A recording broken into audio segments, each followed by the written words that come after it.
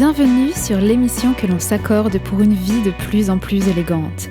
Ici, nous parlons d'élégance personnelle, relationnelle et intellectuelle. Je suis Margot et dans mes émissions, je mets à votre disposition des leviers de compréhension, des instruments de réflexion et des techniques d'optimisation personnelle pour naviguer dans le quotidien avec cette unique et précieuse personnalité qui est la vôtre. On nous a appris que la culture générale était une liste à cocher, un savoir à étaler ou une performance à réussir. Résultat, on se sent soit coupable de ne pas en savoir assez, soit prétentieux ou prétentieuse d'en savoir trop. Mais et si on avait tout compris de travers ? Et si la vraie culture, c'était moins une question de quantité que de qualité ? Moins une accumulation que la capacité à relier, à questionner, à s'orienter avec élégance dans l'inconnu ? Ici, on ne parle pas d'érudition intimidante ou de leçons magistrales. On parle d'une culture qui nous ressemble, exigeante, sans être rigide, curieuse sans être dispersée, et surtout assez lucide pour assumer ce qu'on ne sait pas encore en fait. Parce que l'excellence, ce n'est pas tout maîtriser, c'est savoir choisir ce qui nous grandit, relier ce qui nous parle et oser dire « je ne sais pas », sans y voir une défaite. Ici, la culture générale n'est ni une prison, ni un trophée, mais un outil pour penser plus finement, pour dialoguer plus librement et pour séduire par l'esprit tout en restant aligné. Aujourd'hui, nous parlerons de la culture générale dans la vie quotidienne et non comme une compétence scolaire. Nous ne parlerons pas de concours de culture générale ou de matière spécifique, mais bien d'une culture générale faisant partie intégrante de qui nous sommes. Nous vivons tous une relation ambivalente avec la culture générale. D'un côté, elle nous attire comme un horizon infini, une promesse de compréhension plus profonde du monde, des autres et de nous-mêmes. De l'autre, elle nous met mal à l'aise, comme si nous devions sans cesse prouver que nous en savons assez, ou pire, comme si nous devions tout savoir. Cette tension ne vient pas d'un manque réel, mais d'une structure implicite qui nous pousse à confondre culture et performance, bien entendu. On nous a souvent laissé entendre, directement ou indirectement d'ailleurs, que la valeur d'une personne se mesure à l'aune de ses connaissances. Comme si chaque conversation était un examen, chaque silence une preuve d'ignorance. Pourtant, la culture générale n'est pas un catalogue à cocher, mais un paysage à explorer. Elle ne se réduit pas à une accumulation de faits, mais à la capacité de les relier, de les contextualiser et de les mobiliser avec pertinence. Le problème, c'est que nous avons intériorisé une croyance plus ou moins toxique, à savoir, si je ne maîtrise pas un sujet, je n'ai pas le droit d'en parler. Et là, je lève personnellement la main très très haut quand je dis ça. Cette pression est d'autant plus forte pour ceux d'entre nous qui ont l'habitude de voir les choses sous plusieurs angles, de chercher la nuance et de craindre, à tort évidemment, que notre parole ne soit pas légitime si elle n'est pas exhaustive. Par exemple, lors d'un dîner entre amis, quelqu'un évoque un livre que nous n'avons pas lu, un film que nous n'avons pas vu ou un concept que nous ne maîtrisons pas et instantanément, une petite voix nous murmure « Tu devrais savoir quand même ». Et c'est là que le piège se referme. Nous confondons encore une fois structure et comportement. Ce n'est pas notre curiosité qui est en cause, mais un système qui valorise l'étalage plutôt que l'échange, la quantité plus que la qualité des liens que nous tissons entre les idées. Il y a aussi ce paradoxe.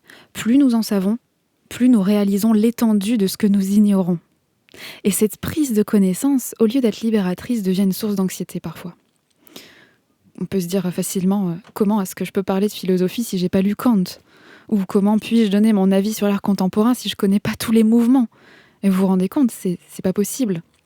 Nous oublions que la culture générale est avant tout une question de responsabilité personnelle, non pas envers un idéal inaccessible, mais envers nous-mêmes.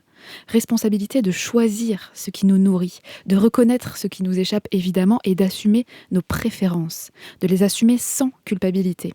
Par exemple, aimer la poésie sans être incollable sur la métrique, c'est très bien.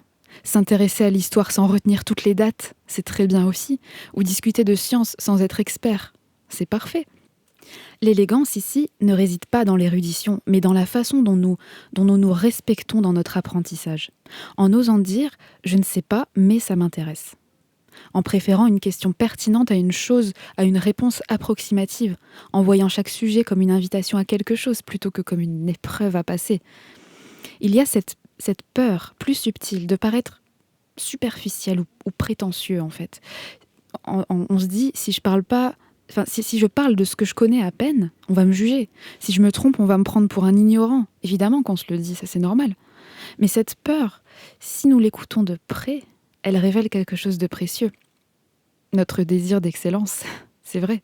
Encore une fois, le vrai défi n'est pas d'éviter l'erreur, mais de le traverser avec grâce, de transformer notre inconfort en une forme de lucidité active. Ça, c'est beau. Après tout, une conversation n'est pas un tribunal, c'est un espace où les idées circulent. C'est un espace où les idées circulent, se heurtent, s'enrichissent. Ce qui compte, c'est pas de tout savoir, c'est de savoir s'orienter. Et de le faire avec honnêteté et finesse. Savoir s'orienter. Savoir raisonner. Au lieu de subir cette tension, on doit la transformer en une forme d'excellence personnelle. Une excellence qui ne se mesure pas à ce que nous savons, mais à la façon dont nous nous permettons d'apprendre. C'est un changement de paradigme. Donc on change la façon dont on se permet d'apprendre, on apprend avec curiosité, sans nous trahir, en assumant notre valeur. Et assumer notre valeur ne dépend pas de notre capacité à impressionner, mais de notre capacité à nous émerveiller nous-mêmes. C'est ça qui compte. Maintenant que nous avons identifié pourquoi la culture générale peut nous mettre mal à l'aise, voyons ce que nous faisons, souvent sans nous en rendre compte, pour combler ce que nous percevons comme un manque. Et les écueils aussi, évidemment, dans lesquels ces tentatives nous entraînent. Et les savoir permettra d'éviter de retomber dedans à chaque fois.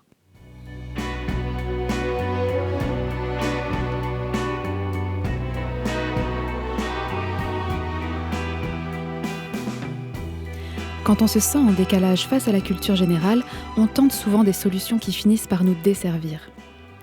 La première, l'accumulation compulsive, mes bons amis.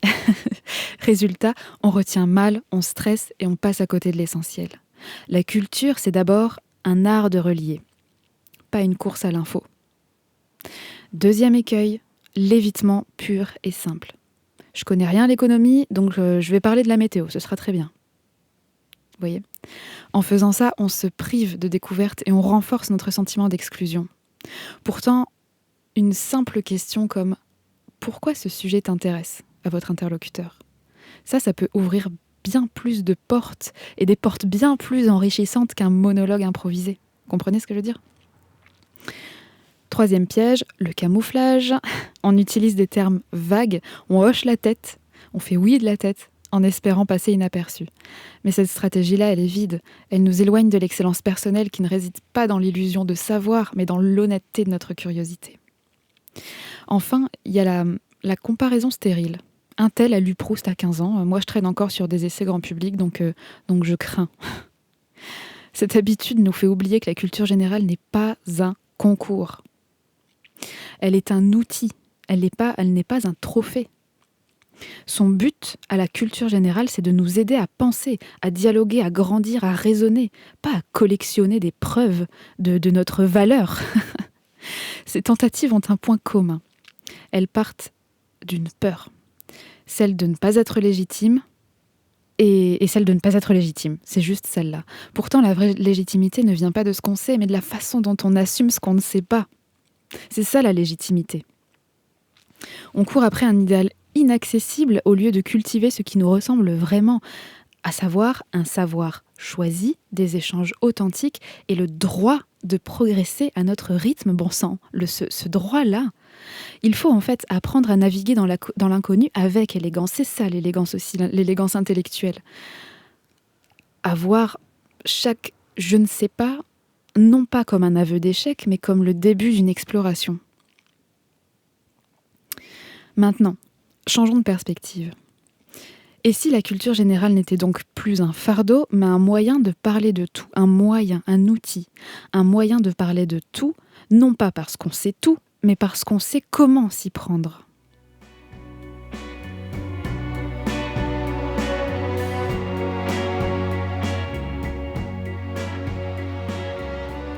La culture générale n'est donc pas une prison, ni un moyen de se sentir supérieur, oh mon Dieu, jamais, bien que cette croyance soit encore tenace aujourd'hui. On va pas se mentir, elle est un outil de distinction sociale. Cette culture générale, ça c'est certain, il faut le savoir. Il faut le garder en tête, c'est vrai. Mais je crois qu'il est bien plus sain de considérer la distinction sociale comme horizontale et non verticale. Encore un changement de paradigme. À savoir, les uns ne sont pas meilleurs que les autres. C'est ça, changer de paradigme de la verticalité à l'horizontalité. Ça veut dire, un tel n'est pas meilleur, il est juste différent. On n'est pas supérieur ni inférieur. Vous voyez, on est juste différent, issus de cultures différentes, avec des codes différents, des habitudes différentes, des goûts différents. Voyons donc comment cette culture générale peut être libératrice et non emprisonnante.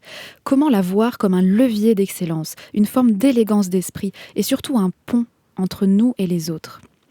Elle ne se réduit pas à ce que nous savons, mais à la manière dont nous mobilisons ce savoir, même modeste, même si notre savoir est modeste, pour comprendre, dialoguer et créer des connexions significatives. Et c'est précisément là que réside sa beauté. Voyons d'abord les croyances que je suggère d'adopter, et ensuite nous verrons quelques exercices pour s'entraîner et pour s'entraîner à apprendre et à relier les choses en corrélation avec ces croyances. Prenons un exemple simple. Une conversation autour d'un café, où quelqu'un évoque un film que nous n'avons pas vu, ou un livre que nous n'avons pas lu, ou une théorie que nous ne maîtrisons pas. 2 réactions sont possibles. La première, celle que nous ne connaissons que trop bien, qui consiste à nous replier et à craindre d'être jugés, ou à tenter de camoufler notre méconnaissance de la chose. La seconde, bien plus subtile et puissante, est de dire « Je ne le connais pas, mais ça m'intéresse.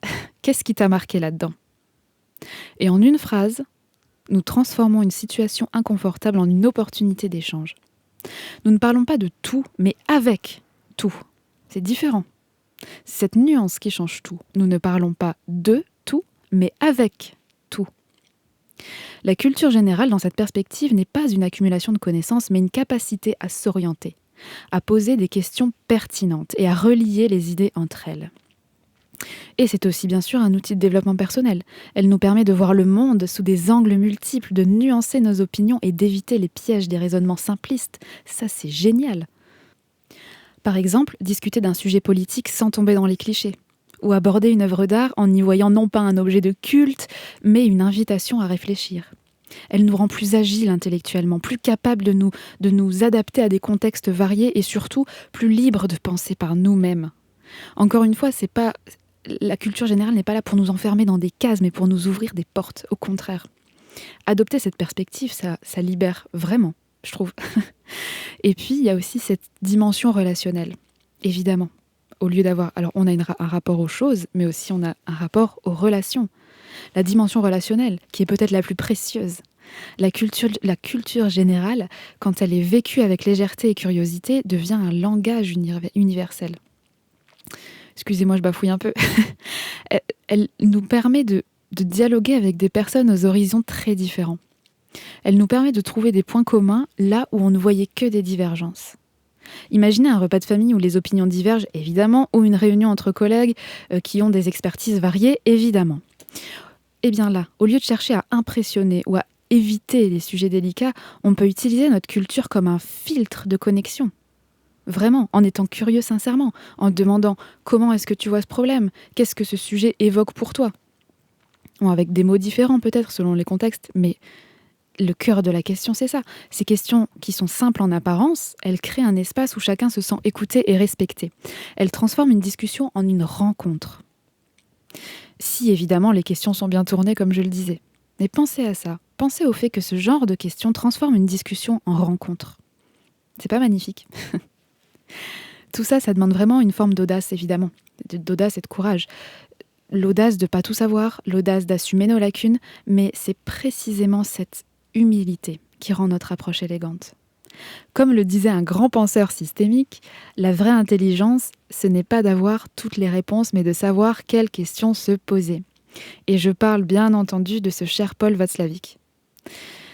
C'est là que la culture générale révèle son vrai visage. Non pas un fardeau, mais une arme de séduction discrète, je pourrais dire. Oui, une façon de séduire, non pas par l'étalage, mais par la qualité d'une présence et d'une écoute. C'est quand même bien plus charmant.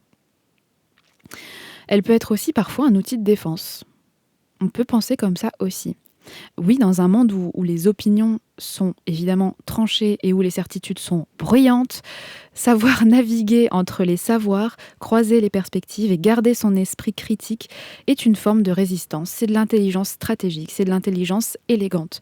Une résistance douce mais ferme, bienveillante. Une façon de dire, je ne me laisserai pas enfermer dans une vision unique, ni réduire à ce que je suis censé savoir. Point barre. Donc, maintenant qu'on a redéfini la culture générale, j'espère en des termes clairs, voyons comment la développer concrètement à travers des exercices adaptés à différents niveaux, parce que l'important, c'est pas d'en savoir plus, mais de savoir mieux.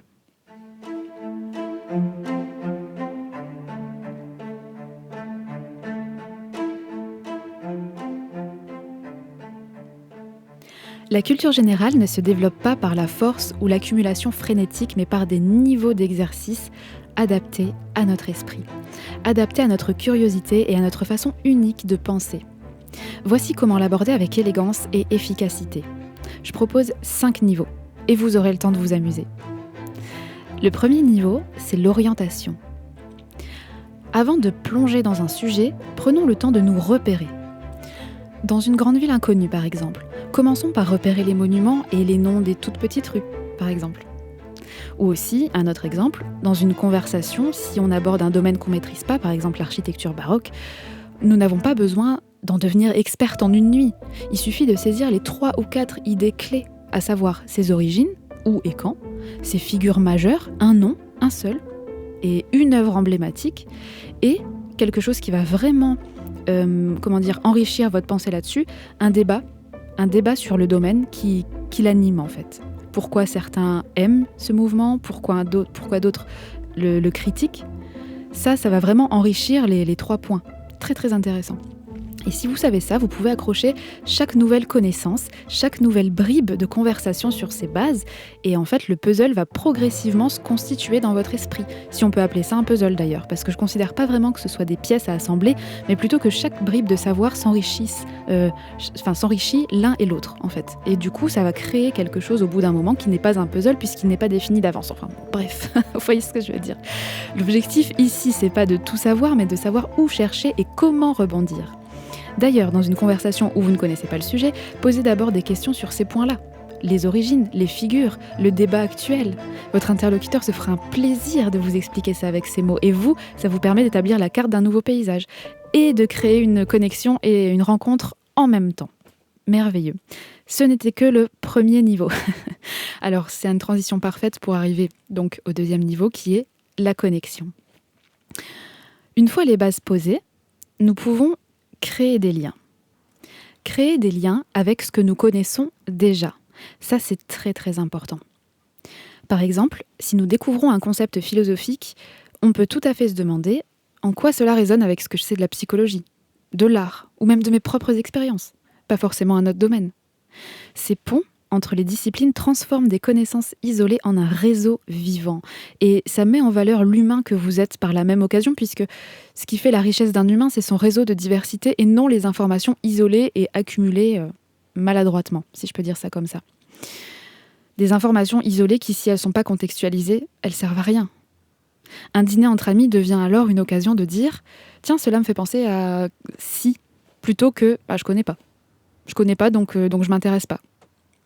Vous voyez, la culture générale à ce stade n'est plus du tout une liste à cocher, mais un jeu de correspondance, une façon de voir comment les idées s'éclairent mutuellement. Faire ces petits exercices entraîne notre souplesse et notre agilité mentale. Et je vous le dis, bénéfice collatéral, ça améliore grandement notre capacité à résoudre des problèmes, évidemment. Le troisième niveau, c'est l'approfondissement ciblé.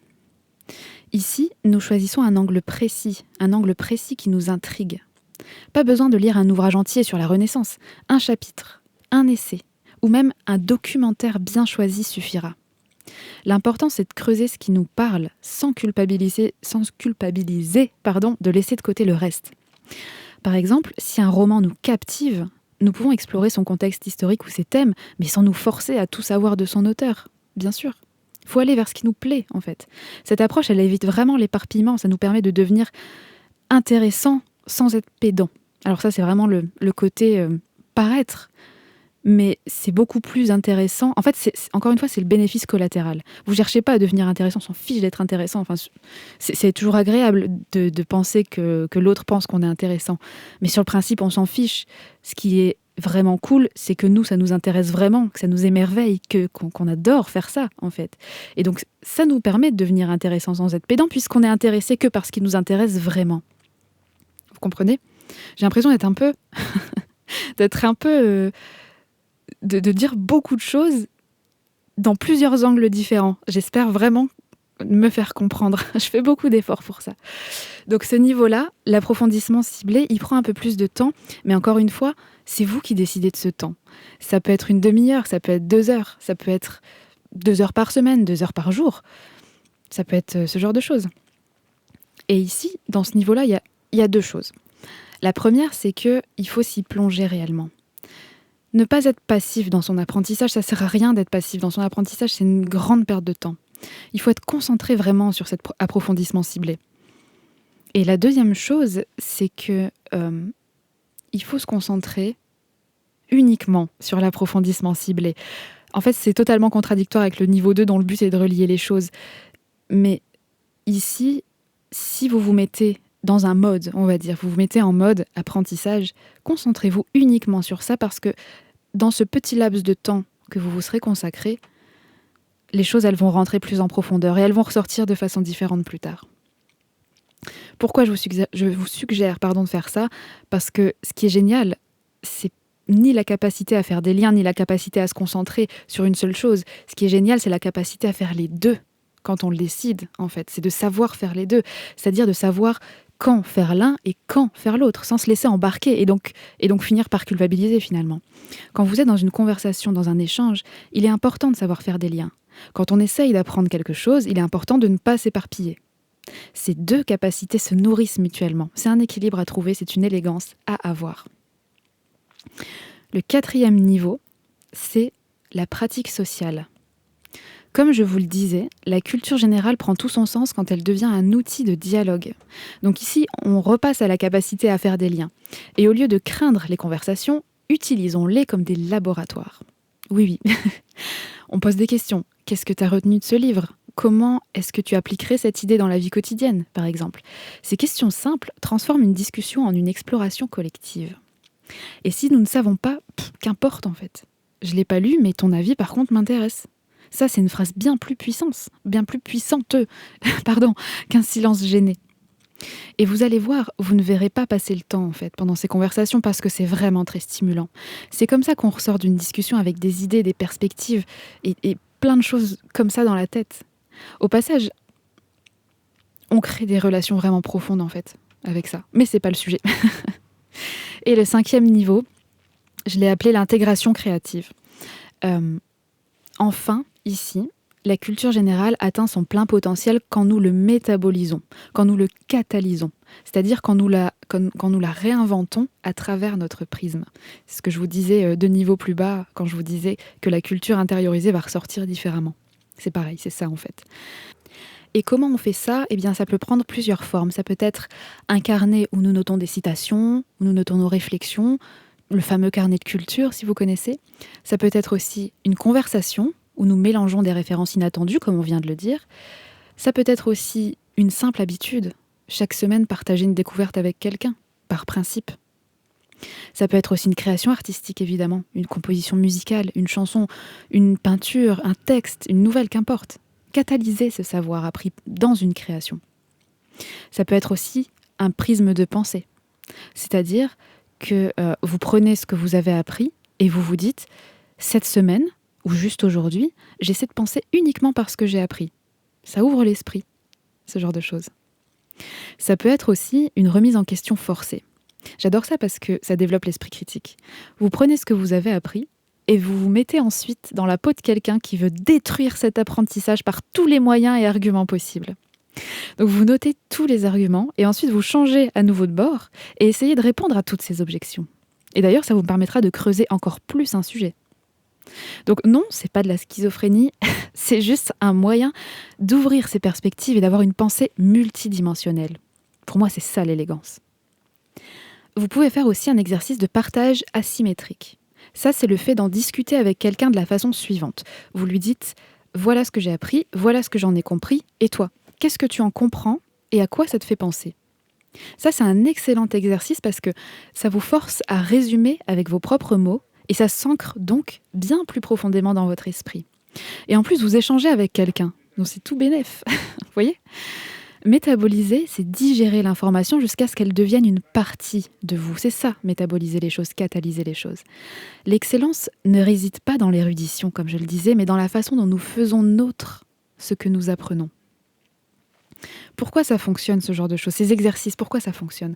Parce que ces niveaux, en fait, respectent vraiment une notion de responsabilité personnelle. C'est-à-dire que nous choisissons ce qui nous nourrit, nous assumons nos lacunes et nous transformons chaque je ne sais pas en une opportunité. La culture générale n'est pas un fardeau, c'est une danse, c'est une aventure, c'est une exploration. C'est tout cela entre curiosité, humilité et audace. La culture générale n'est pas une tour à escalader, c'est un paysage à traverser, c'est sans fin. Et le plus beau, nous n'avons pas besoin de tout savoir pour en apprécier les bénéfices. Il suffit de savoir s'orienter, relier ce qu'on a déjà et savourer le chemin. Je serai ravie de vous lire en commentaire. À bientôt!